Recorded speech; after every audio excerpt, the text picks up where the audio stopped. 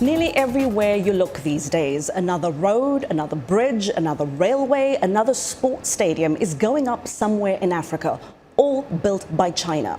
Beijing has been financing massive infrastructure projects in sub-Saharan Africa in recent years. We want to show you just some of the most prominent projects. We're going to pull up a graphic here for you. The Ethiopia-Djibouti Railway, the first electrified cross-border rail system in Africa. Kenya's multi-billion-dollar standard gauge railway that connects the capital Nairobi to the port city of Mombasa.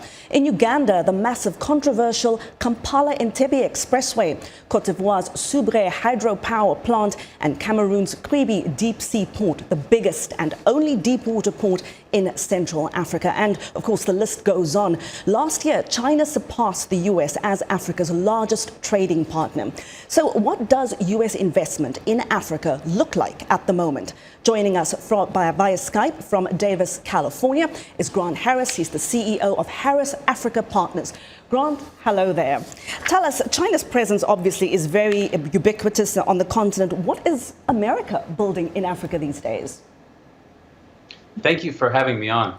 America's still got a very strong and significant investment presence, but I think what you hear from many commentators is that it's just not where it needs to be.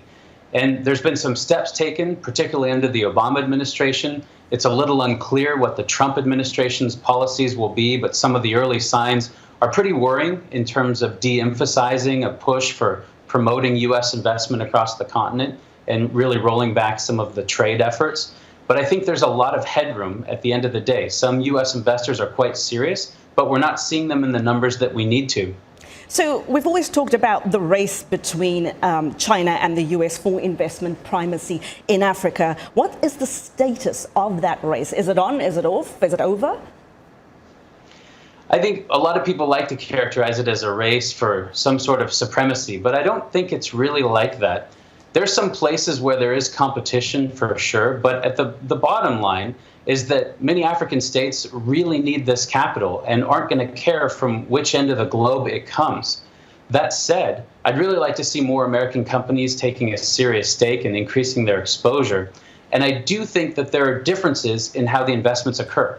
You mentioned some really important signature projects by China, but for the most part, there isn't a lot of transparency about Chinese financing, and they tend to be pretty opaque deals. And we've seen more and more concerns about African governments that are very highly indebted to China. About 14% of bilateral debt for sub-Saharan African countries, when you take out South Africa, is owed to China. And I think that there will be a very high cost for that. Very briefly, Grant, what is the investment landscape like right now? Do you actually have to build something in an African country in order to build trust or a meaningful relationship?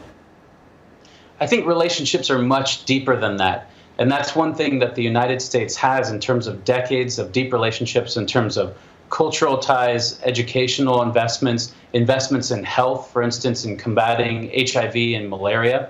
But the relationships are really multifaceted. And China is not just making an economic play. It's also deepening its military relationships and its arms sales. It's deepening its cultural exchanges as well. And so the United States has a lot of very long-standing relationships to build on. But if the U.S. starts to retrench or starts to neglect the continent, I think those relationships are going to fray or really be weakened. Grant Harris, thank you so much for your insights. It will be really interesting to see where all this goes in the next few years or so. Grant Harris, the CEO of Harris Africa Partners, speaking to us from Davis, California.